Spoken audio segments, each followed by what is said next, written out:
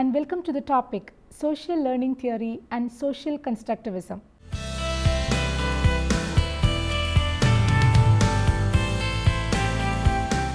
Module 1 Social Learning Theory, Bandura and Walters. Social learning theories are those which emphasize learning through observation of others. The cognitive psychologists who appreciate the role of observation in learning are termed as social psychologists, and the theory of learning they propagate is known as social learning theory. These theories emphasize the significant role played by social experiences to which children are exposed. Albert Bandura and Richard Walters came out with an innovative approach. They put forth that what an individual presents to the world at large as his personality is acquired through a continuous process of structuring and restructuring of experience gathered by means of social learning and later imitated in corresponding situations. According to Bandura and Walters, during early period of child's life, besides maturation, imitation and social learning influence their style of behavior and performance in various walks of life. Children pick up etiquette and attitudes by watching their parents and elders, often mannerisms from popular actors and models whom they see on television or in films. The imitation of models' behavior are further reinforced in the viewer's mind by the reward or recognition that the model receives. Module 2 Bandura's theory of social learning can be explained under the following three headings. First one, reciprocal determinism. Second one, self-system. And the third one, principles of observational learning. Reciprocal determinism. The social learning theory explains behavior in terms of triadic, dynamic and reciprocal interaction of the event, personal factors and behavior. Some sources of influences are stranger than other and that they do not all occur simultaneously. In fact, the interaction between the three factors will differ based on the individual. In this diagram, we can see there are 3 points E, P and B. E stands for environment, B for behavior and P for person. The person behavior or PB interaction involves the bidirectional influence of one's thoughts, emotions and biological properties and one's actions. A bidirectional interaction also occurs between environment and personal characteristics, that is EP. In this process, human expectations, beliefs and cognitive competency are developed and modified by the social influence and physical structure within the environment. The social influence can convey information and activate emotional reactions through such factors as modeling, instruction and social persuasion. The final interaction occurs between behavior and environment, that is BE. Bandura says that people are both products and producers of their environment. A person's behavior will determine the aspects of their environment to which they are exposed and behavior in turn modified by that environment. Second, self-system. In social learning theory, a self-system is not a psychic agent that controls behavior.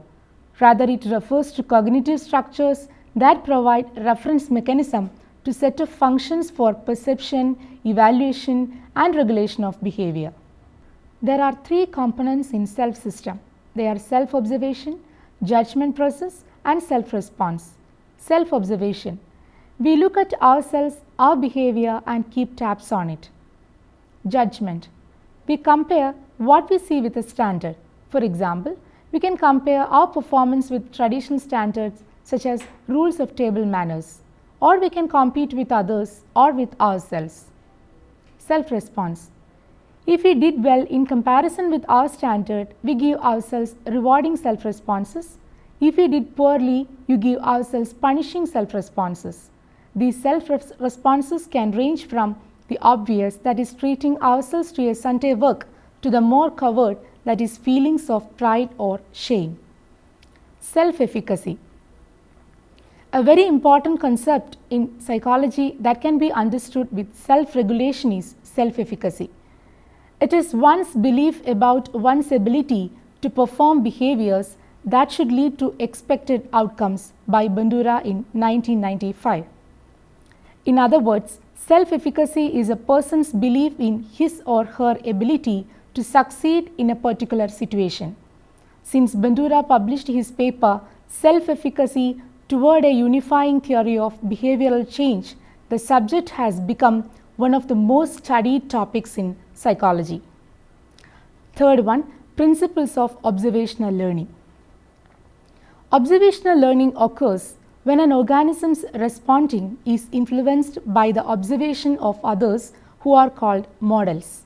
In human culture, novel behavior is very frequently acquired by observing the behavior of others.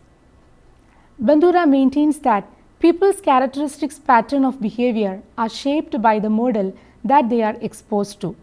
An observer attends and stores a mental representation of a model.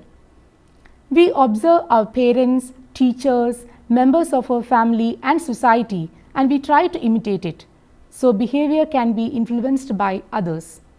To illustrate that people learn from watching others, Bandura constructed an experiment entitled Bobo doll behavior, a study of aggression.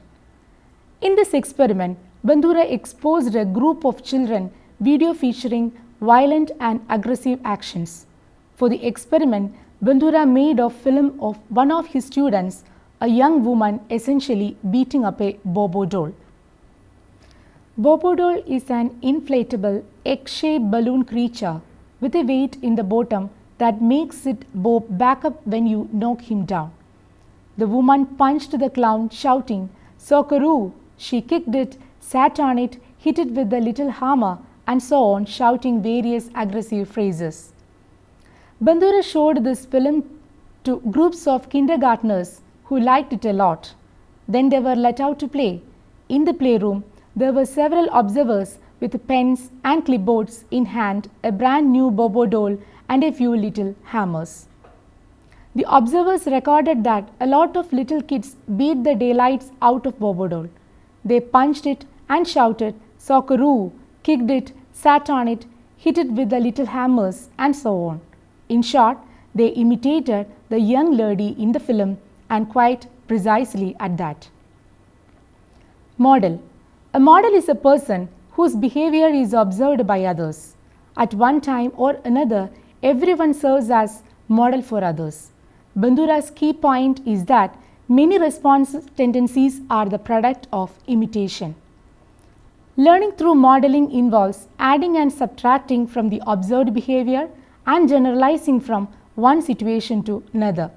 That is, modeling is not simply mimicry or imitation. It is more than matching the actions of others. It involves symbolically representation of others and storing it for use at a future time. Factors influencing modeling. A number of factors can influence modeling. A. Stimulus properties of the model. It includes the model's age, sex and status relative to that of subjects are varied. High status models are more imitated. Model similarity to the subject, the sex of the models may influence the behavior of the male and female observers. Boys tended to show more aggressive behaviors than girls after watching a female model, whereas girls tended to imitate the aggressive actions of female model more often than a male model. Observers imitate the behavior of competent model more rapidly than those of an incompetent one.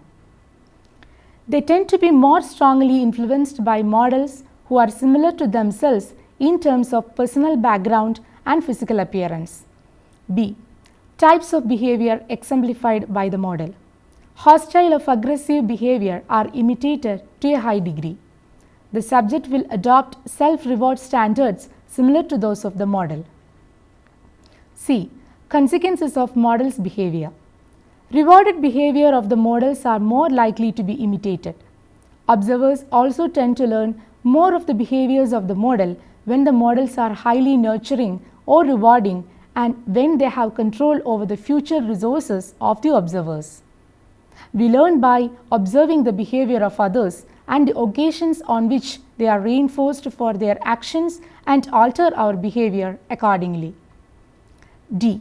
Motivational set given to the subject. Instruction given to the subject before he observes the model provide him with a high or low motivation to pay attention to and learn the model's behavior.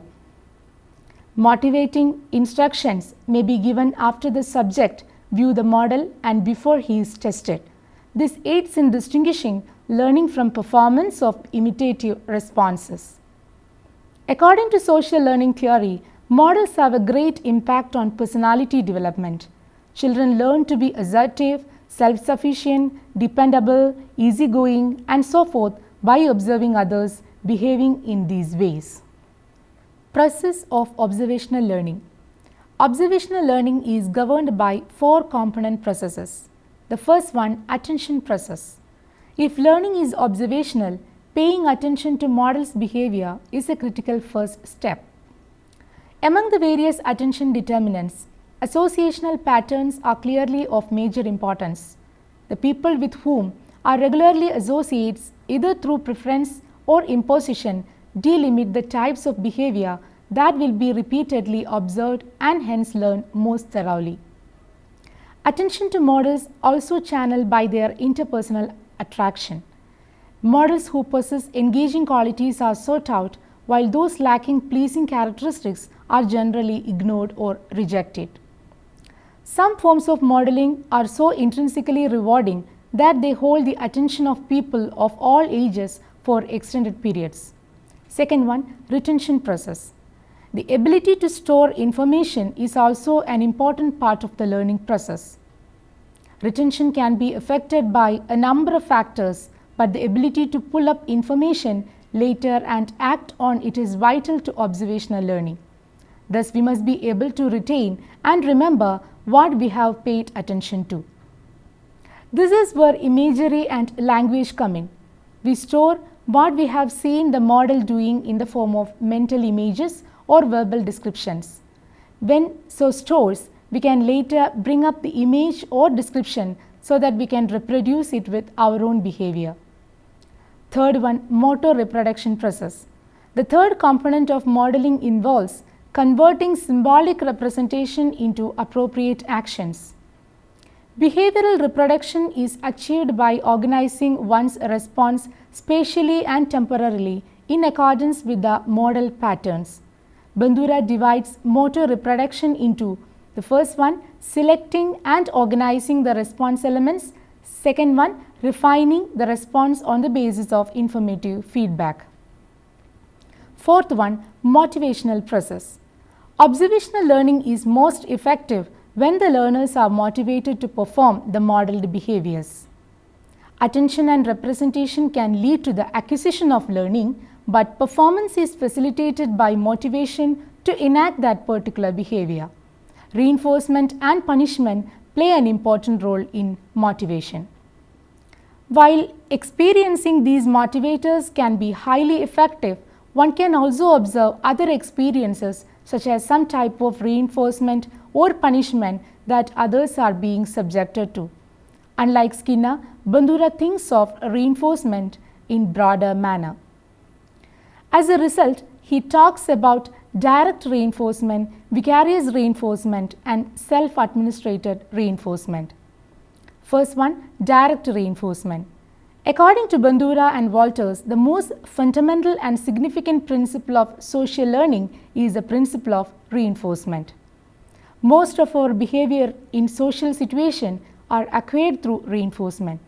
The scope of responses acquired through reinforcement is unlimited.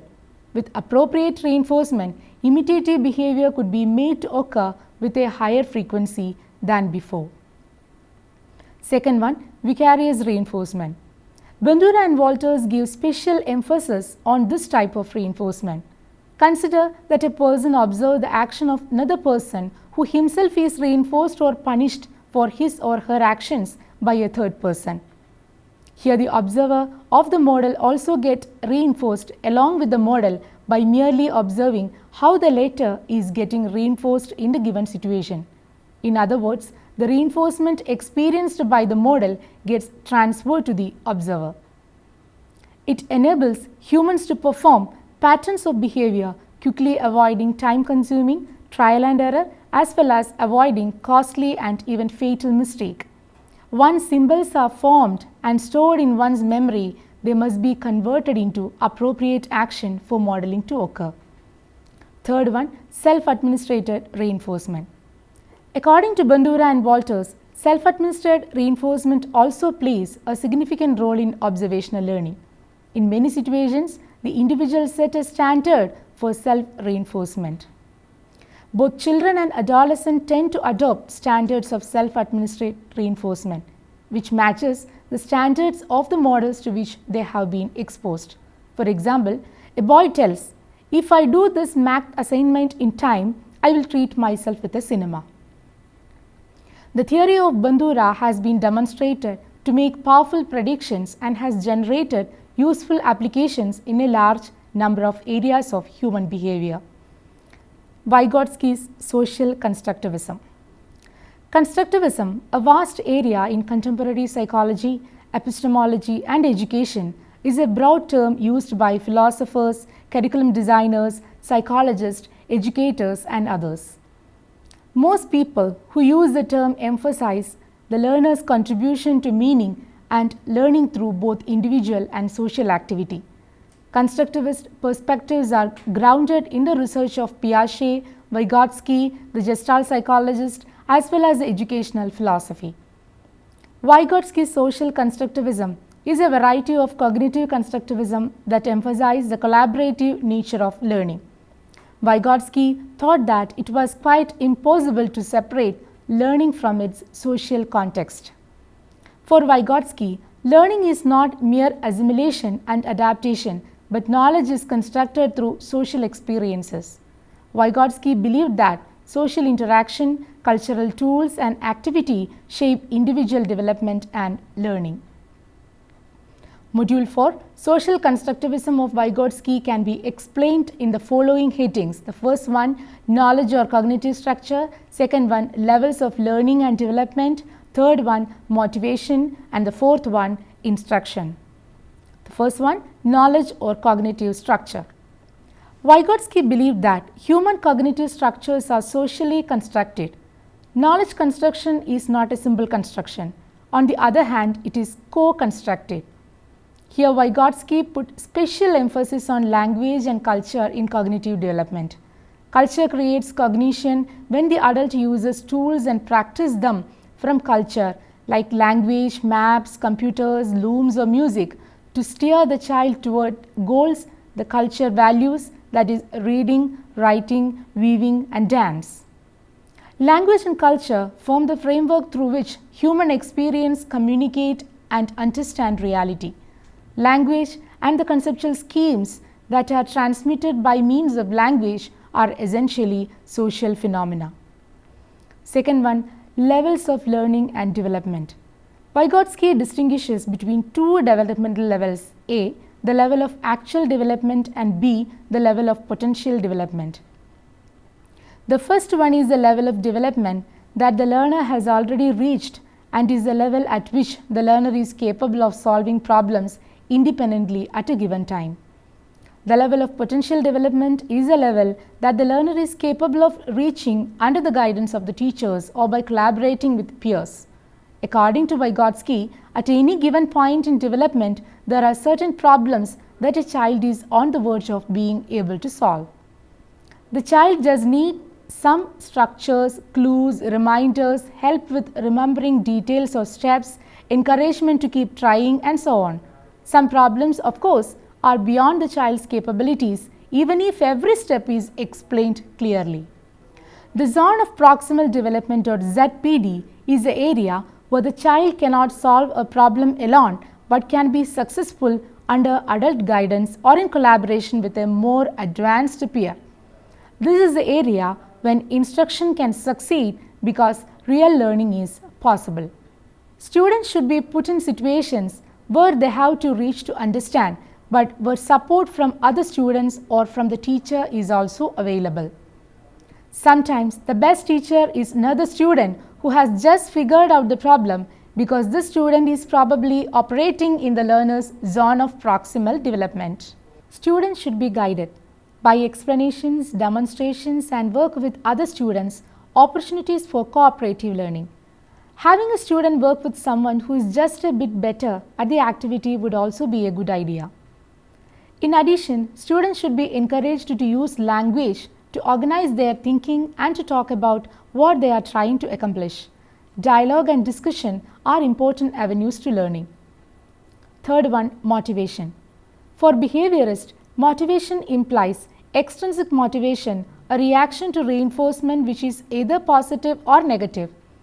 Cognitive motivation is essentially intrinsic, that is based on the learner's internal drive. Social constructivists see motivation as both intrinsic and extrinsic. As learning is essentially a new phenomenon, learners are partially motivated by rewards provided by the knowledge community. However, as the learner actively constructs knowledge, learning depends to a significant extent also on the learner's internal drive to understand and promote the learning process. Fourth one, instruction. Collaborative learning methods require learners to develop teamwork skills and to approve the fact that individual learning is essentially related to the success of group learning. The optimal size for group learning is 4 or 5 people. Since the average group size is 6 or more, collaborative learning methods often warrants breaking up of larger groups into smaller groups, although discussion sessions also can provide a collaborative learning environment. For instance, in group investigations, students may be split into groups. Then they may be required to choose a topic from a limited area and to work on it with definite goals related to the construction of knowledge. They are then held responsible for presenting their findings to the class. In general, collaborative learning should be seen as a process of peer interaction that is mediated and structured by the teacher. Discussion can be made effective by the presentation of specific concepts and problems. Members can be guided with the help of directed questions.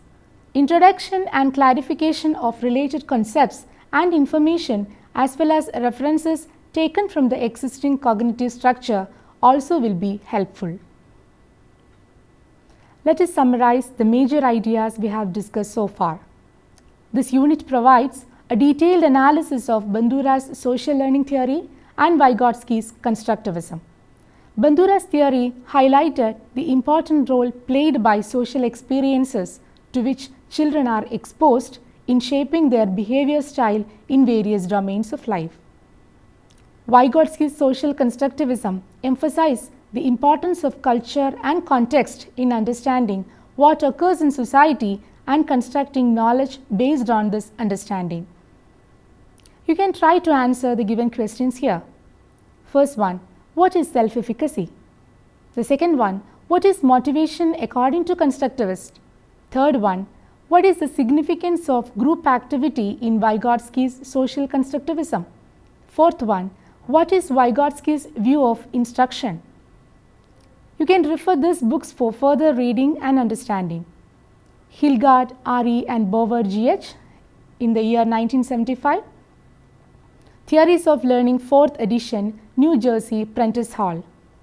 Hulse, H.S., Dees, J. and Egg, H. in 1975. The Psychology of Learning, 4th edition, McGraw-Hill. Hope that you have enjoyed the session. We will meet again with another topic. Thank you.